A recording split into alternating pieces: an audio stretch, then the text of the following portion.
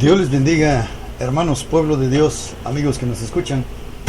Qué bendición y qué alegría poder volver a salir al aire con un mensaje biográfico más en esta tarde bastante amenazante por una lluvia. Gracias a Dios que Dios nos permite. En esta ocasión vamos a estudiar la vida del profeta Miqueas. Miqueas significa el que es como Jehová. Y vamos a orar antes de leer la Biblia. Voy a invitarles a que leamos Miqueas, el profeta mesiánico. Será el tema sobre el cual vamos a estar disertando hoy. Padre, en esta hora, muchas gracias en esta hora, en estos momentos. Gracias por la bendición que nos das, porque tu bendición es con nosotros y tu palabra bendita nos dice que la bendición de Jehová es la que enriquece y no añade tristeza. Gracias, Padre, por esta tarde, por permitirnos estar en este estudio. Te pedimos que sea tu Espíritu Santo tocando las vidas de las diferentes personas, diferentes hermanos, amistades de diferentes nacionalidades que van a escuchar esta palabra viva, Padre.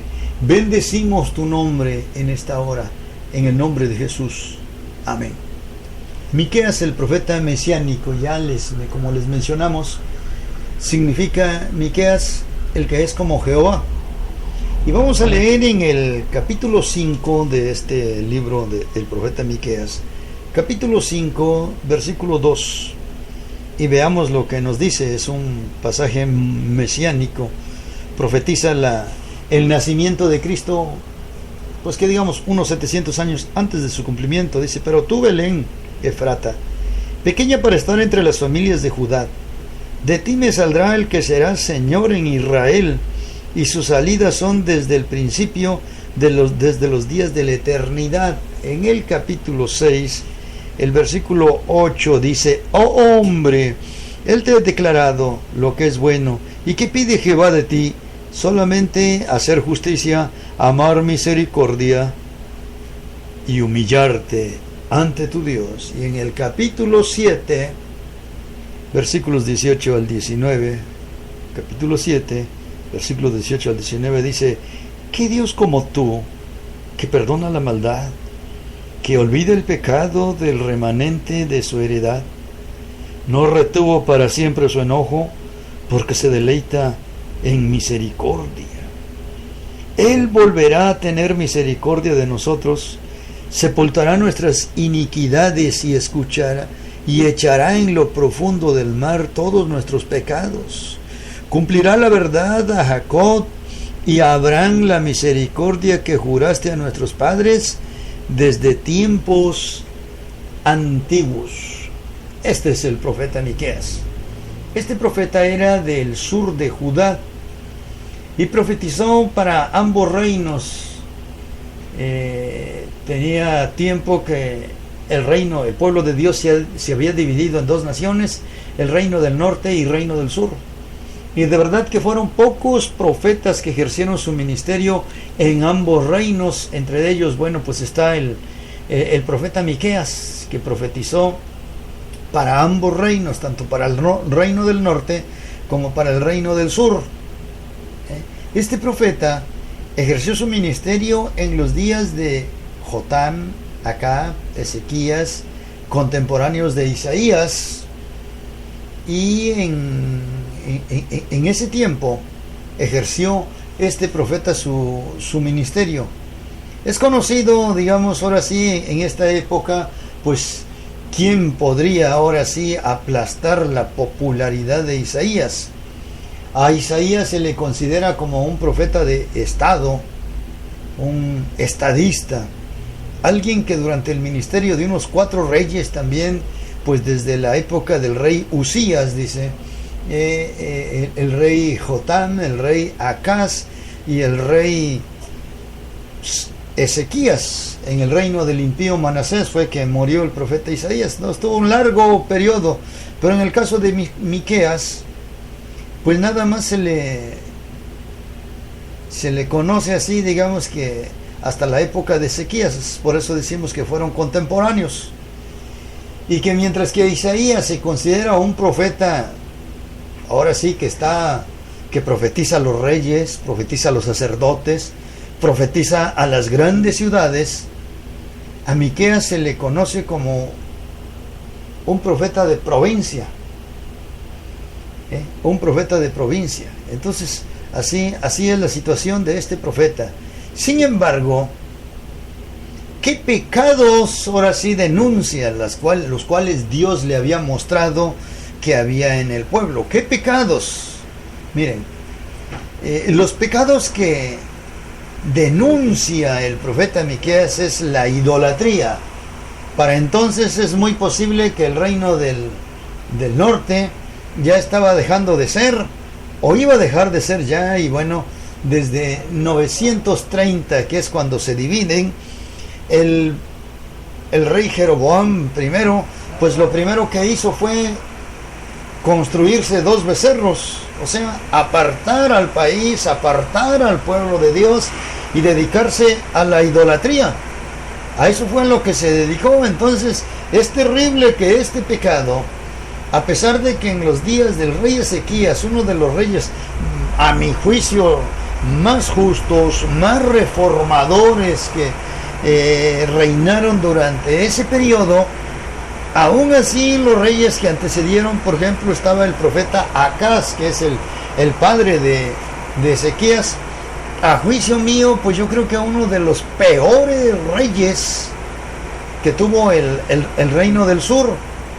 Y entonces, bueno, pues la idolatría era común en todos los lugares altos, debajo de cualquier árbol frondoso, adorar a la vegetación, adorar a los ídolos, adorar al sol, adorar a la luna, adorar, o sea, los signos del zodiaco.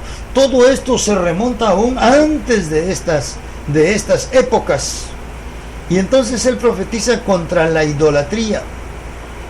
Él denuncia no solamente el pecado de la idolatría, sino denuncia también los planes perversos, en este caso de los políticos, la gente de Estado.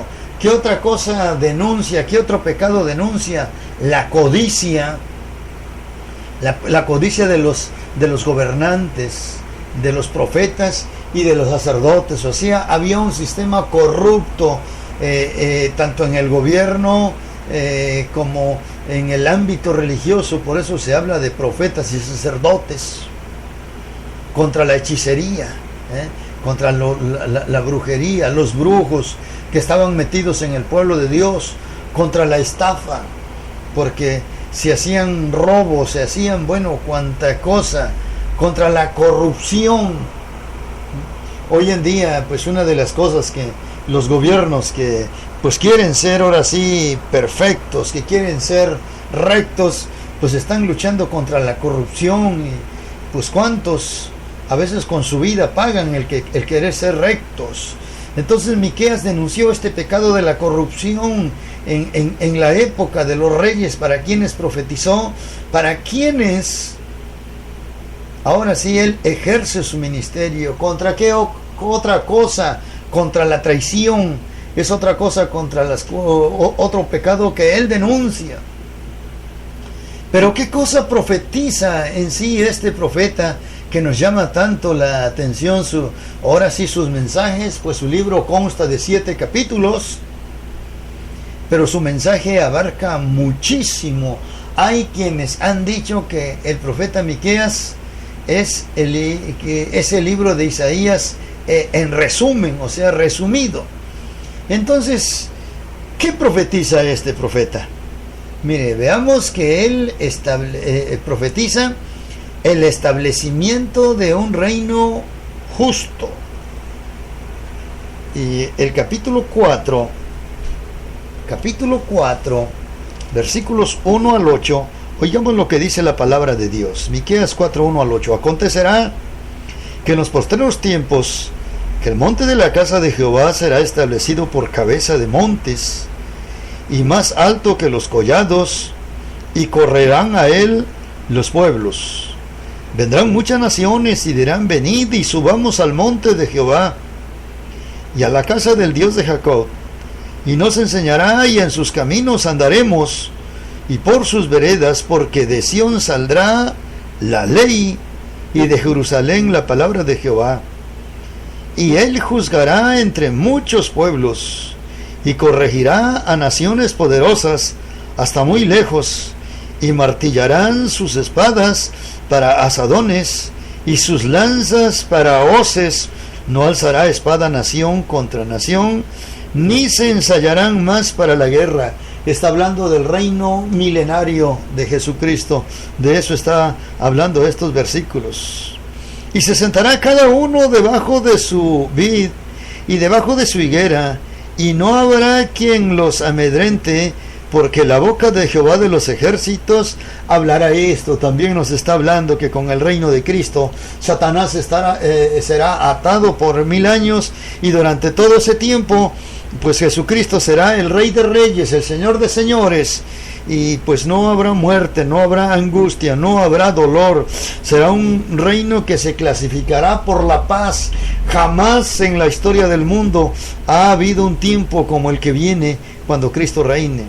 Y aunque todos los pueblos, dice, aunque todos los pueblos anden, cada uno en el nombre de su Dios, nosotros con todo andaremos en el nombre de Jehová nuestro Dios, eternamente y para siempre. En aquel día Jehová juntará a la que cojea, y recogerá la descarriada a la que afligí, y pondré a la coja como remanente, y a la descarriada como nación robusta, y Jehová reinará sobre ellos en el monte de Sión, desde ahora y para siempre. Y tú, oh torre del rebaño, fortaleza de la hija de Sión, hasta ti vendrá señorío primero, el reino de la hija de Jerusalén. O sea, se hablan de tiempos de paz, de tiempos de mucha prosperidad.